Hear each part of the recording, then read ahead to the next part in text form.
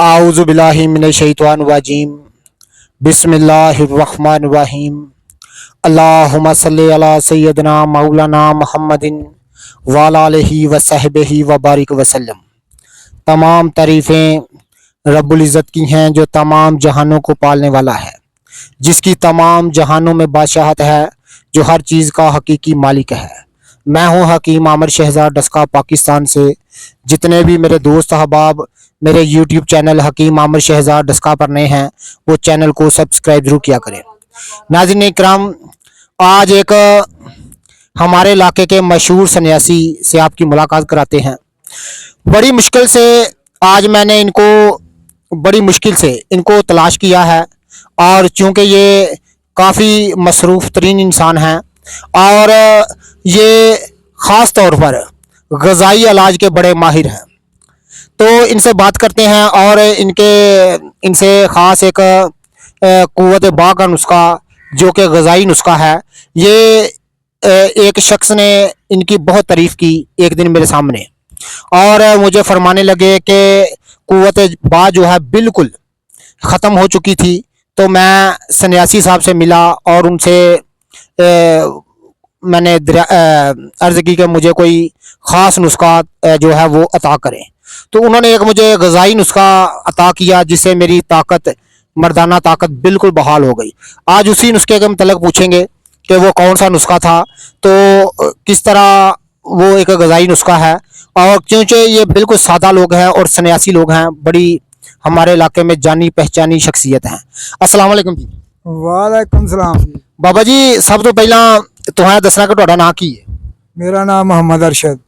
मोहम्मद अरशद इन्हां दा नाम है, तो साडे इलाके दी बड़ी जानी पहचानी शख्सियत ने और ग़िज़ाई इलाज दे बड़े माहिर ने। तो ये दसदे ने कि जेह्ड़े साडा ग़िज़ाई इलाज है ना, सब तो आला तरीका इलाज ग़िज़ाई इलाज ही।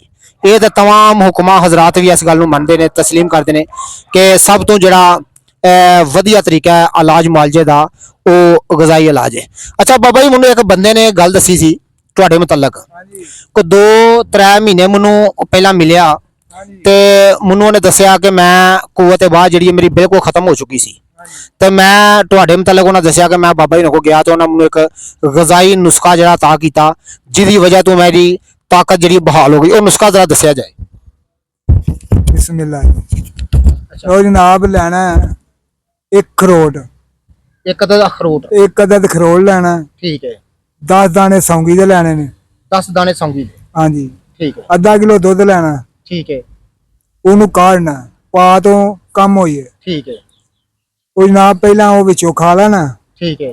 फिर जनाब उतो दुध पी लेना, जिन्नी मर्जी पुरानी तो पुरानी खांसी है, ठीक है। रेशा है, ठीक है। वो भी खत्म होएगा।